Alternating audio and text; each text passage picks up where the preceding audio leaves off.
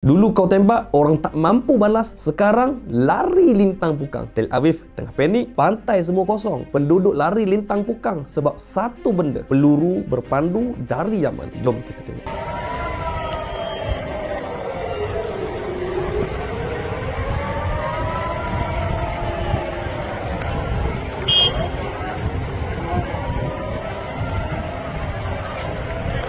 Masya Allah, Yaman ni Armed Force umum, mereka serang lapangan terbang Ben Gurion dengan peluru balistik. Dan satu lagi, sasaran penting di Tel Aviv dengan drone serangan. Dan apa reaksi pendatang negara Arab kat pantai? Lari, tak tengok belakang. Macam baru sedar bumi yang kau duduk itu bukan hak engkau. Ini tanda titik balik. Selama ni, mereka bom negara tembikai dari langit. Tapi, bila datang dari arah lain, dari Yaman, Lubnan, Syria, kita nampak ketakutan negara Arab. Bila orang yang kau tindas selama ini dah ada keberanian untuk melawan, kau mula sedar tembok besi pun tak boleh lindung rasa bersalah. Komen takut. Kalau korang rasa ini adalah masa penjajah, mula rasa apa itu erti takut. Like, komen, share dan save. Sebelum video ini di-delete, semoga share anda dikira sebagai salah satu dari perjuangan pembebasan Al-Aqsa. Jika untuk sebarkan video ini terasa berat, lalu apa yang kamu sanggup lakukan demi agamamu? Alhamdulillah, kami sedang salurkan bantuan anda ke Gaza. Jom sama-sama kita bantu mereka. Klik link di bio atau di bahagian komen.